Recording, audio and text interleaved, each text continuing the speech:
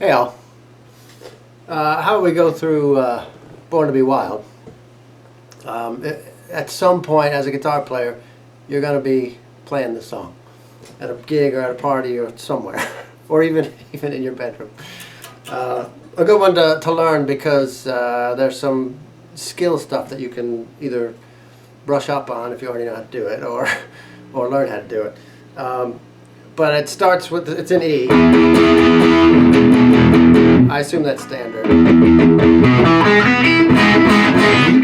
And here's the main riff of it.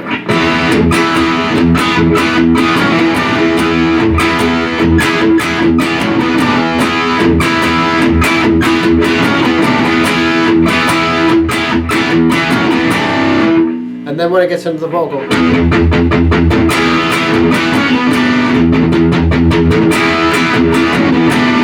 so let's work on that. You're barring an E, and you gotta, normally I would bar like that, but you can't because you gotta do it. So that's one good thing to work on, is that stretch, because you're gonna, you do your,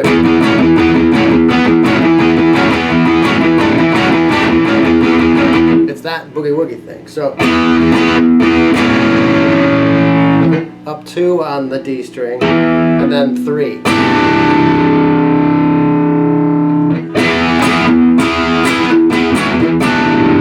So when you hear the, he is doing a full barred E there, not just an E5, but you can hear in there. Although you get the feeling that it's a 5th chord, but just because the way you do get the B string in there. So as you're getting through that, think of how you're picking it, because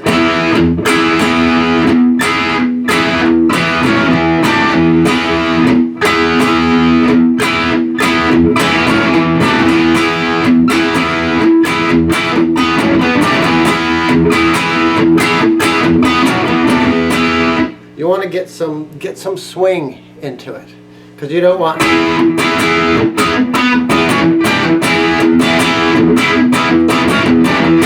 that's not how it goes. It's not choppy like that. It's really in the pocket. So work on this while you're working on this.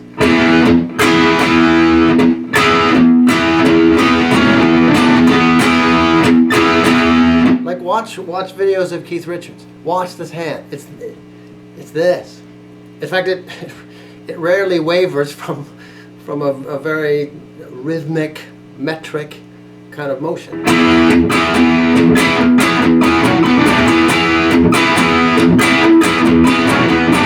So you get a little bit of, just because you're not going to go, it's not that, it's a little bit of, you get a little bit of the in it. The other thing is, listen closely to it, and you'll hear he's doing the D string on that walk up. And just because of the way you to get that D string there, you're pressing down on it. You're also pressing down on the G string. It's impossible. I defy you.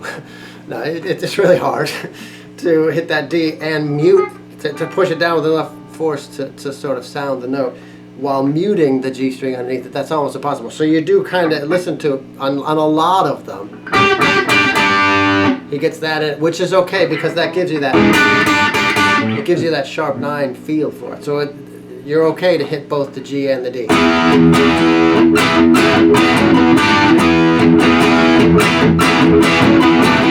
This is still the intro. 4 minutes in, we're still on the intro.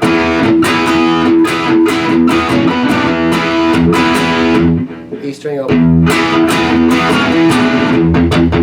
That's when the vocal starts. So then you're just resting on a muted E.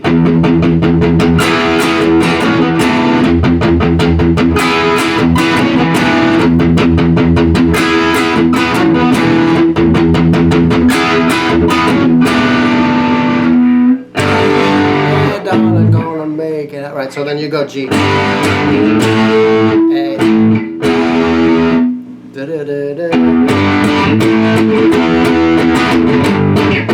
right? Of course, he's not just resting on that. He does little fills in there. So it's...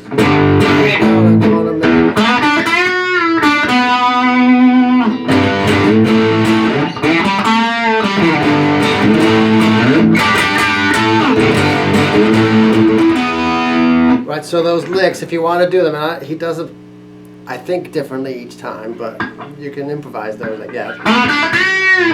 Well, don't bend it that high.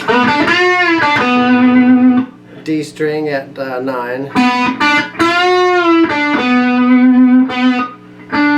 at 7, 9. Bend up at 9. And if you listen close to the recording, he does have trouble getting... and get back to he does. So he kind of cuts them off at there. Listen close and you see what I mean.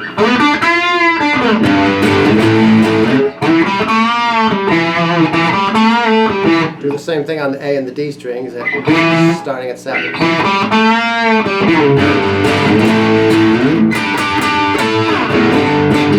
You can go up here to 12. D, G, B. 12, 14. The next verse.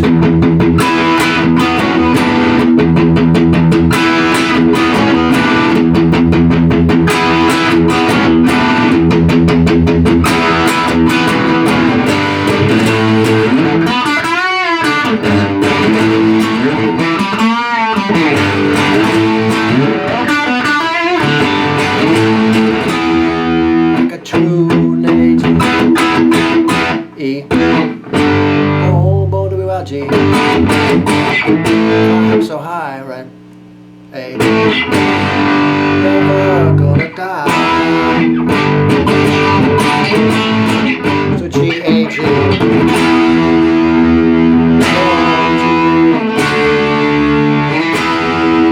Just go between E and D.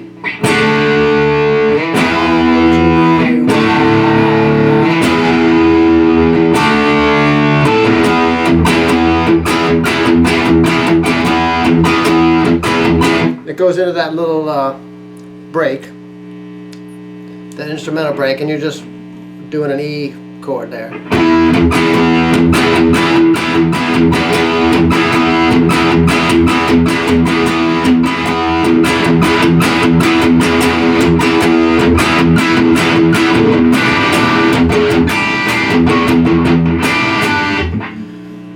That's getting toward the end of that. So the second half of the little solo section, he's doing, it sounds to me like an E7 sharp 9, except pointer fingers down 1.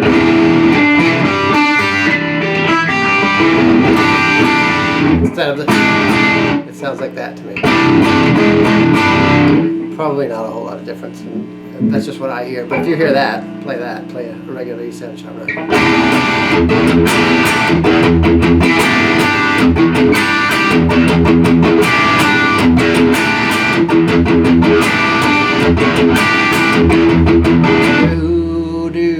Now I don't know if that's an organ or.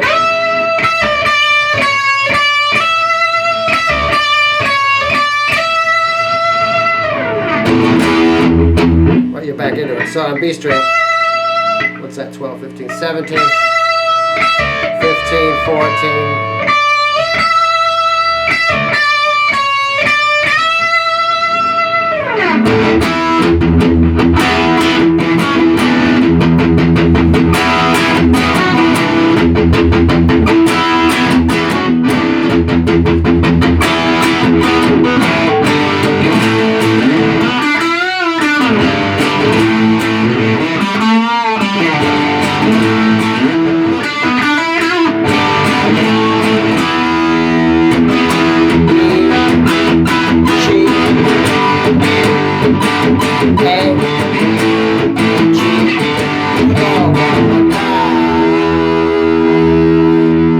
And then in the outro it does the same thing as it was doing during the instrumental break. So you're just doing.